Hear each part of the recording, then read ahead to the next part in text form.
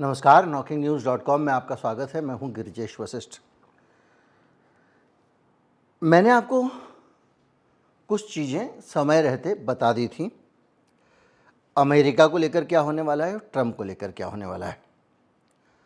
अब तक अमेरिका आधा ख़त्म हो चुका है।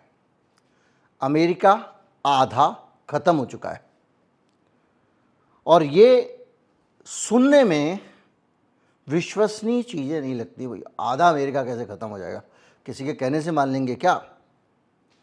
आज मैं किस तरह से आधी जान अमेरिका के गोरबाचेव ने अमेरिका की निकाल दी है, इसके कुछ प्रमाण आपके सामने रखूँगा, कुछ आंकड़े रखूँगा, कुछ परिस्थितियाँ रखूँगा, जिससे हम, वैसे तो मैं चाहता था कि इसको 4 हिस्सों में एक वीडियो बना था, उसका अगला भाग, दूसरा, तीसरा, चौथा भाग बनाता। फिर मुझे लगा कि पता नहीं कितने लोग झेल पाएंगे, इसलिए एक ही वीडियो में थोड़ा सा कंसाइज करके चीज़ें रख रहा हूँ। आप अच्छी तरह से जानते हैं कि जो रेसिप्रोकल टैरिफ से अमेरिका को नुकसान हो रहा है वो किसी से छिपा हुआ नहीं है।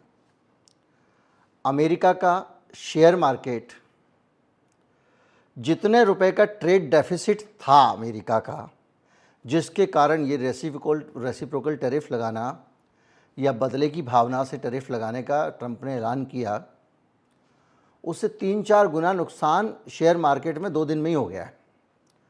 पूरा मार्केट गिर गया है और उस नुकसान को भी अगर आप छोड़ दें तो अमेरिका ने ऐसे सब कुछ गंवा दिया है जिसकी आप कल्पना नहीं कर सकते। आपको याद है भारत में मोदी जी ने नोटबंदी की थी, वैसे ही ट्रंप मुझसे ज़्यादा कोई नहीं जानता। ट्रंप के दिमाग में मुझसे ज़्यादा कोई नहीं जानता इतना घुसा हुआ है, बार बार हर जगह वो ये बात बोलते हैं। एक छोटे से वीडियो में कलेक्शन है उनके इन बयानों का, एक बार सुन लें फिर आगे बढ़ते हैं। Nobody knows this stuff better than me. Nobody knows more about taxes than I do and income than I do. Nobody knows more about construction than I do. Nobody knows more about campaign finance than I do. I know more about drones than anybody. Nobody knows much more about technology, this type of technology certainly, than I do. Nobody knows more about technology than me. Nobody in the history of this country has ever known so much about infrastructure as Donald Trump. I know the H-1B, I know the H-2B. Nobody knows it better than me. I know more about ISIS than the generals do, believe me. I understand things. I comprehend very well. Okay? Better than, I think, almost anybody. And by the way, who knew the other side of the picture better than me? I knew it. Nobody knows more about environmental impact statements than me. I understand the power of Facebook, maybe better than almost anybody. I know more about renewables than any human being on earth. Nobody knows more about polls than me. I know more about courts than any human being on earth. I know more about steelworkers than anybody that's ever run for office. I know more about golf than Obama knows. Nobody knows more about banks than I do. Nobody knows more about trade than me. Well, obviously, he doesn't know about nuclear weapons. I know more about nuclear weapons than he'll ever know. I understand the tax laws better than almost anyone. Who knows more about lawsuits than I do? I'm the king. I know more about offense and defense than they will ever understand. Nobody even understands it but me. It's called devaluation. I understand money better than anybody. I understand the system better than anybody. Nobody knows more about debt than I do. ये जो हो रहा है इस समय America में, इसने America को वाणिज्य के नज़रिए से, बिजनेस के नज़रिए से, व्यापार के नज़रिए से या आर्थिक दृष्टिकोण से जितना नुकसान पहुंचाया है, इतना नुकसान की कल्पना ही नहीं की जा सकती थी। हालत ये है कि उनका मार्केट 20 से 30 ट्रिलियन डॉलर्स, ट्रिलियन मतलब खरब,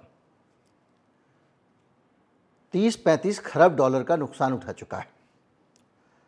और ये 30-35 खरब डॉलर का नुकसान डोनाल्ड ट्रंप ने, जो 10 खरब डॉलर का कुल व्यापार घाटा होता था, उस व्यापार घाटे को दूर करने के नाम पे उठाया है और वो कह रहे हैं कि इससे बहुत बड़ा फ़ायदा हो जाएगा।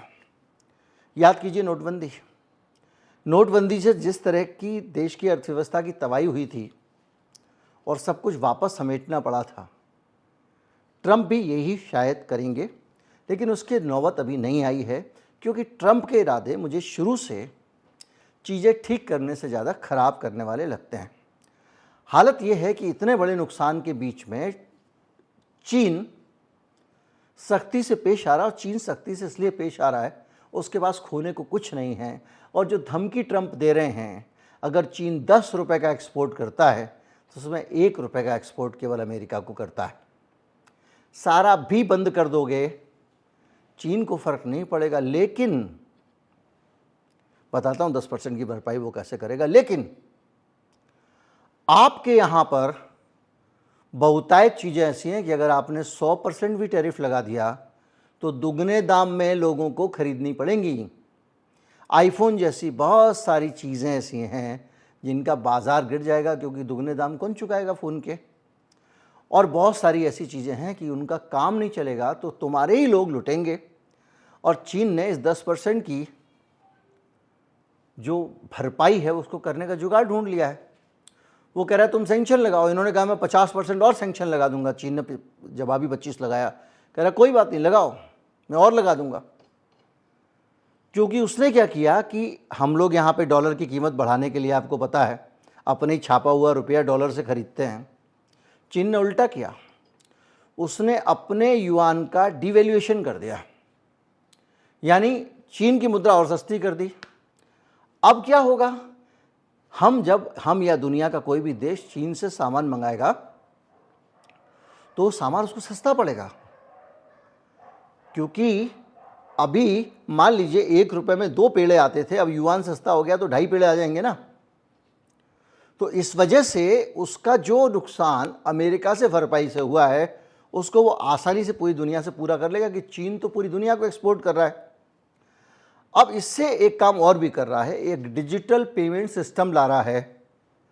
और डिजिटल पेमेंट सिस्टम अगर इंटरनेशनल लेवल पे वो ले आता है, जैसे हमारे यहाँ यूपीआई है, पेटीएम है, इस टाइप का, तो फिर हमको डॉलर से एक्सचेंज करने की ज़रूरत ही नहीं पड़ेगी। तो एक झटके से उसने डॉलर की चटनी बना दी, कूट कूट के, यानी डॉलर के बगैर हम जी लेंगे। इसका मतलब ये है कि दुनिया के देश अमेरिका को ख़त्म कर रहे हैं। और हमारा जो टॉपिक है वो ये है कि इस कदम से अमेरिका की जो सुप्रीमेसी थी, जो ताकत थी, जो बंद मुट्ठी थी, लगता था बहुत पावर है, उसको खोल के ट्रंप ने नाश मार दिया। अब ये कह रहे हैं कि हम वहाँ पर वो लाएंगे, अंदर मैन्युफैक्चरिंग का क्रांति आएगी, अमेरिका में बनाएंगे, मेक इन अमेरिका होगा, सारी दुनिया से जो कंपनियाँ हैं वो उठ के आएंगी, एप्पल उठ के आएगा, अमेरिका में आईफोन बनाएगा। तो ट्रंप बाबू भूल जाओ, जो बनाने वाले लोग हैं, जो फैक्ट्री में बनाने वाले लोग हैं, मशीनें चलाने वाले लोग हैं, मेहनत करने वाले लोग हैं, उनको तो तुमने निकाल दिया विदेशी नागरिक के नाम पे, भर भर के हवाई जहाज़ों में बेड़ियाँ डाल डाल के। अब वहाँ कौन चलाएगा मशीनें? तुम्हारे लोग तो मेहनत करना जानते ही नहीं हैं, वो तो कंप्यूटर पे ईमेल कर कर के पैसा बना रहे हैं। तो जो एक ब्लू कॉलर वाला एक क्लास होता है वो आपने बाहर निकाल दिया, यानी आप अमेरिका को अंदर से खोखला कर रहे हैं। मैंने आपको कहा आधा ख़त्म कर दिया, और बढ़ेंगे और समझेंगे। इसके साथ साथ पूरा जो चीन है उसके पास तो एक पूरा इंडस्ट्रियल इंफ्रास्ट्रक्चर है, उसने अपने मज़दूरों को सम्मान दिया, मज़दूरों को मजबूत बनाया। और मैंने आपको एक वीडियो में बताया था कि कैसे $3 का खर्चा कुल आता है 1 घंटे का मजदूरी का चीन में, और अमेरिका में $42 आता है। कोई तुलना ही नहीं है। तो तुम अपने अंदर बनाओगे तो कैसे बनाओगे? इसके साथ साथ और भी चीज़ें हैं कि कैसे नया आर्थिक जो नुकसान है उसकी भरपाई के लिए दुनिया भर के लोगों ने मॉडल सोचने शुरू कर दिए हैं। और अभी हम केवल अमेरिका के नुकसान पे फोकस करते हैं, वरना वीडियो हो जाएगा लंबा। तो अगर हम देखें तो उसके जो नुकसान हुए वो ये हुए कि ग्लोबल सप्लाई चेन जो थी वो टूट गई। अब ग्लोबल सप्लाई चेन क्या होता है? पूरी दुनिया से अमेरिका को जो सामान आता है उस पर असर पड़ गया। तुमको सामान की सप्लाई जो बनाता था उस पर आपने प्रतिबंध लगा दिया, जो नहीं बनाता है वो कहाँ से लाए, मतलब जिस पे 10% लगाया वो कहाँ से लाए। तो आपके पास माल की आपूर्ति नहीं हुई। एक तो आपने टैक्स लगा के महंगा कर दिया, दूसरा माल की कमी के कारण महंगाई। और ये अभी जो वहाँ वेयर हाउस वगैरह में माल पड़ा है, जो ट्रांजिट में माल है, जहाज़ों में माल है, उसके साथ कुछ दिन तो चल जाएगा। फिर लोग अमेरिका को माल भेजेंगे ही नहीं। जगुआर और रेंज रोवर जैसी कारों ने ब्रिटेन की कह दिया अमेरिका को हमें माल देना ही नहीं है, एक्सपोर्ट बंद कर दिया। यानी जब चीज़ों का क्राइसिस होगा, टेस्ला वहाँ ख़रीदना नहीं चाहते लोग, बाहर की कारें आएंगी नहीं, तो क्या होगा कि लोग महंगा, क्योंकि आपको चीज़ें हैं नहीं, जब आपको चाहिए 4 मिलेंगी 3, तो डिमांड सप्लाई का गैप बढ़ेगा तो महंगाई और भी बढ़ेगी। और अब जीरोम पावेल जो हैं, जो वहाँ के फेडरल रिज़र्व है अमेरिका का, जैसे RBI है, वो ब्याज कम करने की बात करें तब, जबकि महंगाई बढ़ रही है। अगर ब्याज कम कर दिया तो और त्राहिमाम हो जाएगा, यानी पूरी तरह से ख़त्म, अमेरिका का सिस्टम ख़त्म करने की तैयारी। अब आप आते हैं डॉलर की जो सुप्रीमेसी थी, वो भी तो अमेरिका की ताकत थी, उसको कैसे किल किया गया। मैंने आपको बताया था चीन ने अल्टरनेट चुन लिया। मैंने आपको बताया था कि ब्रिक्स देश जो हैं उनका नेटवर्क बढ़ता जा रहा है, और अब जो ग्लोबल डिमांड है वो डॉलर की कम हो रही है। हिस्सेदारी मुद्रा बाज़ारों में अब कम होने वाली है, क्योंकि मुझे अमेरिका के बगैर काम चल जा रहा है, देशों का काम डॉलर के बगैर चल जा रहा है। चीन से सब सामान खरीदते हैं, आप एक बात सोचिए, पूरी दुनिया खरीदती है। भाई डॉलर की अहमियत क्या है अगर आप समझें तो, डॉलर क्यों ज़्यादा अहम है, क्यों सुप्रीम है? इसलिए अहम है कि अगर मेरे पास डॉलर है तो दुनिया में उसको कोई भी ले लेगा मुझसे। अब चीन से सब सामान खरीदते हैं। अगर मैं आपको कहूँगा भाई साहब मेरे पास डॉलर नहीं है, ये युआन ले लो, और आप UPI से युआन से चाइना को पेमेंट कर देना, आप तो सामान चाइना से मंगाते ही होगे। दुनिया के जितने सप्लायर जिससे आप सामान खरीद रहे हो, वो रॉ मटेरियल चीन से खरीद रहा है, पुर्जे चीन से खरीद रहा है, उसका तो वहाँ चल जाएगा। तो डॉलर के रिप्लेसमेंट के तौर पे दूसरी मुद्राएं तैयार हो रही हैं, क्योंकि अब डॉलर पे डिपेंडेंस और कम हो जाएगी। और डिपेंडेंस इसलिए कम हो जाएगी, जब मुझे डॉलर में अमेरिका में सामान बेचने नहीं है, डॉलर के क्या करूँगा वगैरह वगैरह, आएगा कहाँ से? इसके कारण डिमांड गिर रही है। स्विफ्ट सिस्टम जो है, मैंने आपको बताया था कि ये एक मैसेजिंग सिस्टम है। मैंने मैसेज डाला, फलां के अकाउंट में इतने ट्रांसफ़र कर दो, वहाँ से मैसेज डाला, अकाउंट इसके ट्रांसफ़र कर दो, उसने मैसेज डाला, ये दे दिया। कुल मिला के जैसे हम पैसे ट्रांसफ़र करते हैं, RTGS वगैरह होते हैं, ऐसे इंटरनेशनल लेवल पे स्विफ्ट से पैसा ट्रांसफ़र होता है। एक मैसेजिंग सिस्टम है, लेकिन मैसेजिंग सिस्टम केवल फाइनेंशियल ट्रांजेक्शन्स के लिए है। कुल मिला के एक देश से दूसरे देश पैसे भेजने हैं। इस सिस्टम पे कंट्रोल अमेरिका का, जैसे मैं यहाँ से US कुछ पैसे भेजूँ, वहाँ से वो भेजें, तो वो स्विफ्ट के ज़रिए आएंगे। वहाँ का बैंक स्विफ्ट से इन्फॉर्मेशन देगा, मेरा बैंक जो है उस इन्फॉर्मेशन को एग्जीक्यूट करेगा, या मेरा कुल मिला के है, उस पर अमेरिका का स्कोप वो कंट्रोल था। तो पैरेलल सिस्टम तो लोगों ने बना लिए थे, चीन ने भी बना लिया था, रूस ने भी बना लिया था, भारत भी तैयार कर रहा था। अब उनकी मांग बढ़ जाएगी। और ट्रेजरी बॉन्ड जो होते हैं वो क्या होते हैं? सरकारें कुछ बॉन्ड बेचती हैं, कुछ वचन पत्र बेचती हैं, उसके बदले पैसा इकट्ठा करती हैं। तुम्हारी इज्जत ही नहीं रही है तो मैं तुमको क्यों पैसा दूं? मैं तुम्हारे बॉन्ड नहीं खरीदूंगा। तो अमेरिका को वहाँ से भी नुकसान होगा। और इसी तरह से आप देख रहे हैं कि चीन दूसरी तरह से भी इनको घेर रहा है। रेयर अर्थ वाला मामला आपने देखा ही है, कैसे उसको कम कर दिया। कृषि उत्पादों पे भी तगड़ी मार पड़ी है, क्योंकि सोयाबीन, मक्का वक्का तमाम चीज़ें चीन अमेरिका से ख़रीदता था, अब वो दूसरी जगह से ले लेंगे, भारत से ले लेंगे, क्योंकि भारत पे आपने टैरिफ लगा दिया। अगर भारत की कृषि पे भी टैरिफ लगा दिया तो हमारा तो बचेगा ना, जो अमेरिका जा रहा था हम चीन को दे देंगे, हमारा ट्रेड बैलेंस भी सही हो जाएगा चीन के साथ में। ये बहुत सारी चीज़ें हैं। इसके अलावा FDI में गिरावट हो रही है, टैक्स सेक्टर गड़बड़ा गया है। तो आधा ख़त्म वाली जो बात मैं कर रहा हूँ वो आपको व्यापार वाले मामले में आ गई है। अब हम व्यापार में और ज़्यादा पकड़ेंगे तो खुद से चले जाएंगे, वीडियो आर्थिक हो जाएगा। ये एक कंप्रिहेंसिव वीडियो है। अब अमेरिका की जो दुनिया भर पे सॉफ्ट पावर थी, एक पकड़ थी। देखो, मैं आपके मोहल्ले में कोई एक सुविधा देता हूँ, लंगर चलाता हूँ, जहाँ पर सब लोग आके पूड़ी खाते हैं। अगर मैं लंगर चलाता हूँ तो मेरी एक पावर बन जाती है उस इलाके में कि मैं अगर किसी आदमी को कुछ बोलूं जो मेरे यहाँ लंगर लेने आया तो मेरे काम को मना नहीं करेगा। तो लोग क्या करते हैं, अपनी जो हर तरह से चीज़ें बांटते हैं, चीज़ें जिस जिसको आप सुविधा दे रहे हो, जिस जिस पे को आप मदद कर रहे हो, वो लोग आपकी थोड़े से दाब में रहते हैं। अमेरिका का यूएसएड जो था वो पूरी दुनिया में कहीं गरीबी के लिए, कहीं इसके लिए, कहीं उसके लिए मदद दिया करता था, सरकारों को मदद देना। कई देशों में प्रोग्राम चला करते थे। भारत में आयरन की गोली बट रही है, सरकार बंटवा रही है, पैसा वहाँ से यूनिसेफ से आ रहा है, कहीं से आ रहा है। ये पावर थी अमेरिका की, और इस वजह से बहुत सारे लोग अमेरिका की बात मानते थे। अमेरिका की अभी हमने देखा हालत क्या हुई आर्थिक रूप से, अब देखेंगे ग्लोबल पावर के तौर पे क्या हुआ। उसने जो है अपने बजट में 85% की कटौती कर दी ट्रंप की। अमेरिका, एशिया और साउथ अमेरिका के देशों में ये सप्लाई बंद हो गई। नतीजा क्या हुआ, जो एक ग्लोबल बेनिफैक्टर था उसकी जो भूमिका है वो अमेरिका ने गंवा दी। अमेरिका आपकी मदद करता था, आपको लगता था अमेरिका से पंगा लूँगा, कल ये मदद शायद बंद हो जाए, आप उसकी दो बात सुनते थे। अब उसने क्या किया कि ऐसा करके चीन जैसे देशों के लिए स्थान छोड़ दिया। चीन बाकायदा अलग अलग जगहों पर बेल्ट एंड रोड इनिशिएटिव, फला डिमका, अफ्रीका में कर्जे दे रहा है।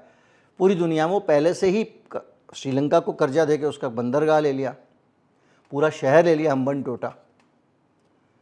ये काम आपने उसके लिए छोड़ दिया, तो उसका कंट्रोल बढ़ रहा है, आपने अमेरिका का कंट्रोल कम कर दिया। तो आप अब समझ रहे होंगे कि शुरू से मैं क्यों बोल रहा हूँ अमेरिका आधा ख़त्म कर दिया गया है।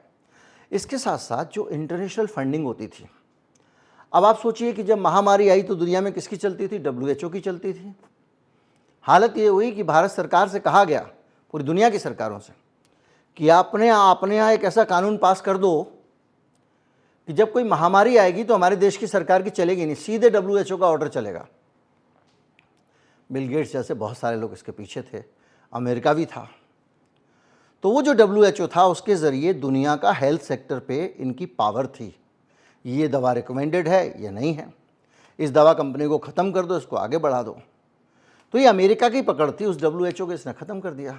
ख़त्म कैसे कर दिया कि उसकी फंडिंग ही देनी बंद कर दी। उनको पैसा नहीं देंगे WHO चलाने के लिए, तुम्हारा एक बड़ा पैसा था उसमें चलाने में योगदान देता था, तो WHO आपके एजेंडे को आगे बढ़ाता था।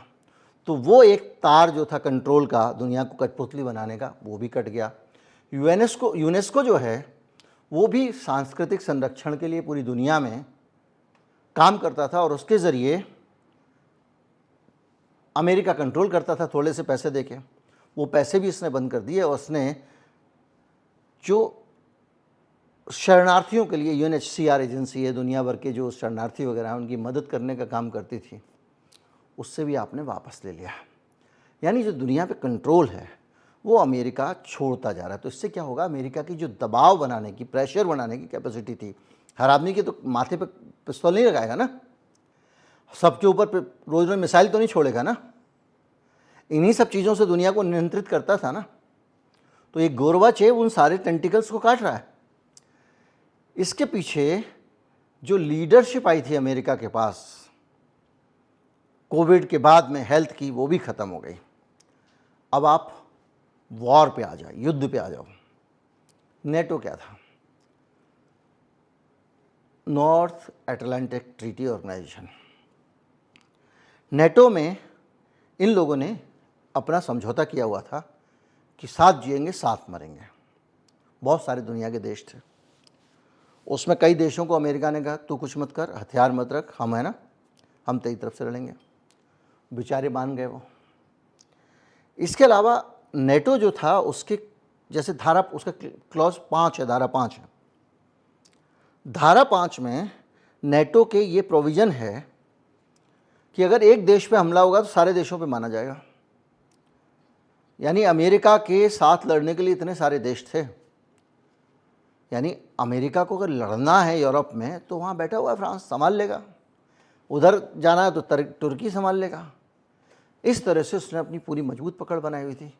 ये बावला आया, इसने वो कंट्रोल भी ख़त्म कर दिया और ये नेटो देशों के साथ बदतमीज़ी करनी शुरू कर दी, बुरा व्यवहार। कहता है कि आप फ्री राइडर्स हो, मुफ्त की खाते हो, पैसे खर्चा नहीं करते हो। अरे भाई, उसी पैसे के कारण तो वो तुम्हारे कंट्रोल में थे, तुम दुनिया पे राज करते थे। और बाकायदा उसने जर्मनी, फ्रांस, पोलैंड के राजदूतों को बहुत इंसल्ट की। उनकी डिटेल में जाएंगे गड़बड़ हो जाएगा। नाटो में आ गई दरार, और अब लोग कहने लगे हैं कि किसी काम का ये संगठन रहा नहीं, बेनामी है, ख़त्म है ये। इससे रूस को बढ़ावा मिला। रूस को बढ़ावा मिला तो यूक्रेन जो है उसके ऊपर वो चढ़ बैठा। और नेटो देश जो हैं इसके अलावा वो गुस्से में है। फ्रांस खुल के बात कर रहा है, और फ्रांस ने कह दिया है कि हम अपनी ईयू की, यूरोपियन यूनियन की आर्मी बनाएंगे, हमारी अपनी क्षमता है। और वो रोज़ मैक्रों खुल के ट्रंप के बयानों पे प्रतिक्रिया दे रहा है। अभी फिर वो कहीं गया हुआ था किसी अरब देश की यात्रा पे, और उसमें वहाँ पर उसने कहा कि तुरंत ये सारे हमले रुकने चाहिए। कौन से वाले? गाज़ा वाले। खैर, इसके साथ साथ जो और पावर बन रही थी अमेरिका के मुकाबले, सब लोग छटपटाट में अलग अलग पावर बना रहे थे, वो भी मजबूत हुई हैं। जैसे इंडो पैसिफिक डिफेंस डायलॉग करके इन्होंने एक मैकेनिज्म बनाया हुआ था, वहाँ से अमेरिका ने अपना डिप्लोमेट बुला लिया। यानी वहाँ पर भी अब इनकी का दखल नहीं रहेगा। इसके साथ साथ जापान, ऑस्ट्रेलिया और भारत को कह दिया तुम अपना चीन से खुद ही निपटो, हम तुम्हारा साथ नहीं देंगे। भाई, हमको क्या पड़ी, हम उससे दुश्मनी ले, हम भी दोस्ती कर लेंगे। नतीजा ये हुआ है कि दक्षिण कोरिया, जो जन्मजात अमेरिका का पार्टनर था, जापान, ये सब चीन के साथ है, चीन के साथ सेटिंग कर रहे हैं। और ये जो लोग चीन का मुकदमा कर सकते थे, चीन का मुकाबला करने में सक्षम थे, चीन के आसपास बैठे हुए थे, वो लोग चीन के साथ ही हो गए हैं। वो कह रहे हैं हम इसके साथ रह लेंगे, क्या ज़रूरत है मैं तुम्हें सर पे लाद के घूमने की। भाई, अगर तू मुझे कुछ करने को तैयार नहीं है मेरे लिए, तो मेरा तेरा क्या रिश्ता? तू अपना जान, हम अपनी जानेंगे। ऐसी चीज़ें लगातार अमेरिका को कमज़ोर कर रही हैं। और मैं ये कह रहा हूँ कि इतने दिनों में जो आधी ताकत की बात कर रहा हूँ, ऊपर से बदतमीज़ बहुत है। कनाडा के प्रधानमंत्री को कह दिया लाइट वेट, फ्रांस के राष्ट्रपति को लूज़र, और यहाँ के नेताओं को स्पाइनलेस कह दिया उसने। ये सब आप जानते हैं। इसके से क्या हो रहा है कि जो 20, 30, 40 साल में, 50 साल में रिश्ते बने थे, उनके अंदर दरार आ गई है। और कुछ ट्वीट से ही इसने पूरी की पूरी दुनिया की दोस्तियां ख़त्म कर दी। मल्टी लेवल फोरम जैसे G7, G20 जैसे मंचों पे अब उतनी इज्जत थोड़ी मिलेगी अमेरिका को। इसके अलावा ये आपका ऑस्ट्रेलिया के साथ जो हमारा क्वाड बना हुआ था, अब क्वाड में भी कोई मतलब नहीं रह गया है। अमेरिका लग जाओ। अमेरिका फर्स्ट और अमेरिका अलोन में बदलने से जो सबसे बड़ा नुकसान हुआ कि पूरी दुनिया से वर्ल्ड बैंक, IMF, WTO, ये सब संस्थान इसको पक्षपाती बता रहे हैं, क्योंकि ग्लोबलाइजेशन में तो सब बराबर हैं। अब ये कह रहा नहीं हम तो अलग है, हम किसी के साथ नहीं चलते। तो एक इन संस्थानों के अंदर जो अमेरिका का पकड़ थी, आप सोचिए IMF के ज़रिए, वर्ल्ड बैंक के ज़रिए तो अमेरिका पूरी दुनिया पे राज करता था। अब वो कह रहा है कि तुम निष्पक्ष नहीं हो, तुम भेदभाव करते हो। WTO ठगा महसूस कर रहा है। तुमने एक तरफा सैंक्शन वैंक्शन सब लगा दिए, टैरिफ वैरिफ लगा दिए, जबकि पूरी दुनिया में टैरिफ लगाने का एक सिस्टम बनाया गया था। तो ये धीरे धीरे करके ट्रांस पैसिफिक पार्टनरशिप, तमाम RCEP जितने संगठन थे, उन सब को अब इसने ख़त्म कर दिया। यानी तुम्हारा जो मजबूती थी, जो मैं बता रहा हूँ, टेंटिकल्स एक एक करके काट दिया। ये गोरबाचेव किसी भी तरह से नहीं चाहता कि वो अमेरिका को जीने देगा। ये हुई अपनी ताकत कम करने की। अब दुश्मनों की ताकत बढ़ाने की बात करते हैं। रूस को ट्रंप ने बढ़िया तरीके से पावर दिए, स्ट्रॉन्ग बनाया है, और स्ट्रॉन्ग एंड स्मार्ट लीडर जैसी बातें कह के पुतिन के बारे में उसको वैधता दे दी। अमेरिका में ट्रंप के पिछले चुनाव में किस तरह से रूस ने ट्रंप को जिताने में मदद की थी, उसके खुलासे हुए थे और बाकायदा उसके पुख्ता सबूत थे। इससे पता लगता है कि ये जो आदमी है ये कहीं ना कहीं अमेरिका की जो खिलाफ ताकत हैं उनके हाथों में खेल रहा है और इसलिए तेज़ काम कर रहा है कि सोचिए आधा तो इसने ख़त्म कर दिया। आप सोचिए यूक्रेन को, नाटो को कमज़ोर कर दिया, ऊर्जा युद्ध में रूस को बढ़त मिल गई। ये क्या होता है? जो एक पेरिस वाला क्लाइमेट वाला समझौता था, उस समझौते में अमेरिका प्रदूषण दूसरी चीज़ों के नाम पे रूस वगैरह लोगों पे एक नियंत्रण बनाए रखता था कि तुम्हारी जो ऊर्जा है वो ऐसी है, वो गंदी है, उससे प्रदूषण होता है वगैरह वगैरह। अब क्या हुआ कि वो जब पेरिस क्लाइमेट समझौते से हट गया तो वो सारी बातें ख़त्म हो गई ग्रीन एनर्जी वाली। 2050 तक हम आप इतना कोयला ख़त्म कर देंगे, पेट्रोल डीजल ख़त्म कर देंगे, सब ईवी हो जाएगा, सब सोलर हो जाएगा, जिसको ज़बरदस्ती मोदी जी से साइन कराया था बाइडन ने, वो कंट्रोल भी आपने खो दिया। और इसकी वजह से रूस ने क्या किया, बेलारूस, मोल्दोवा, आर्मेनिया और अफ्रीका के कई इलाकों में अपनी पकड़ मजबूत बना ली। यानी तुम्हारा जो दुश्मन था वो पावरफुल हो गया। फिर वो सेना के मामले में भी आप याद कीजिए, वैगनर आर्मी वगैरह जो है उसने ग्लोबल साउथ के अंदर अपनी इम्पोर्टेंस बढ़ा ली। चीन धीरे धीरे करके आपको कंट्रोल कर रहा है और ये जितनी संस्थाएं हैं जिनकी मैंने बात की है उसमें चाहे वो WHO, यूनेस्को हो, WTO हो, वहाँ पर अपनी पकड़ बढ़ाता जा रहा है। चीन को टेक्नोलॉजी वगैरह में भी बढ़त मिल गई है। अब आपके एप्पल के मुकाबले उसके पास हुआवेई है, DJI है, BYD है और ये अमेरिका को बाईपास कर रहे हैं। इनके बारे में पता है ना आपको क्या क्या है? हुआवेई ये कंपनी है जो टेक्नोलॉजी, मोबाइल फ़ोन कम्युनिकेशन बनाती है। DJI जो है वो ड्रोन वगैरह और दूसरे उस तरह के छोटे कैमरे ये सब बनाती है। इसके अलावा BYD बहुत पावरफुल कंपनी है जो EV बना रही है, जो इलॉन मस्क की टेस्ला से भी अच्छी भी बना ले रही है। और इसके साथ साथ चिपसेट्स, लड़ाकू विमान और दूसरी स्पेस टेक्नोलॉजी अमेरिका ने खुद बना ली है और चीन ने खुद बना ली है। और आपको पता है कि कैसे 35 से अधिक देशों में 35 देशों में yuan based digital payment system उसने स्थापित कर दिया है। अभी सब लोग पेमेंट करेंगे युआन में ही, बगैर डॉलर के। इसके साथ साथ बेल्ट एंड रोड इनिशिएटिव में 150 से ज़्यादा देशों को अभी तक शामिल कर चुका है। अब आप सोचिए, ईरान के साथ में परमाणु समझौता था, उसको ट्रंप ने तोड़ दिया। अब वो धड़ल्ले से अपने यहाँ पे परमाणु बम के लिए यूरेनियम का संशोधन कर रहा है। संशोधन नहीं बल्कि एनरिचमेंट, संवर्धन कहेंगे। यूरेनियम आपको ऐसे नदी से मिला, उससे बम नहीं बना सकते, उसको उसकी रिफाइनिंग करनी पड़ती है, उसको बनाना पड़ता है बम के ग्रेड का। उन्हें बनाना शुरू कर दिया, उसके तैयार हो गए। और जैसे ही उसने इराक से अमेरिकी सेना को वापस बुलाया, हिजबुल्लाह वगैरह मजबूत हो गए। यमन, सीरिया और लेबनान में ईरान का दबदबा बढ़ गया, यानी आप पूरी तरह से कमज़ोर हो गए। किम जोंग के साथ में आपने जिस तरह से दोस्तियाँ की थी और साउथ कोरिया को जैसे आपने जलील किया, सैंक्शन लगा दिया उसके ऊपर, उससे तो किम जोंग और शेर हो गया उत्तर कोरिया। वो तो चीन और रूस का साथी है, वहाँ अमेरिका कमज़ोर हुआ। तो अगर आप देखोगे तो ये एक के बाद एक दुश्मनों को मजबूत करता जा रहा है। अब आप देखिए, व्यापार में घाटा, नुकसान, डुबोने का कार्यक्रम, अपने यहाँ की अर्थव्यवस्था डुबो दी इसने। पूरी दुनिया में सैंक्शन लगा के दुनिया को दूर कर दिया, दुश्मनों को मजबूत कर दिया।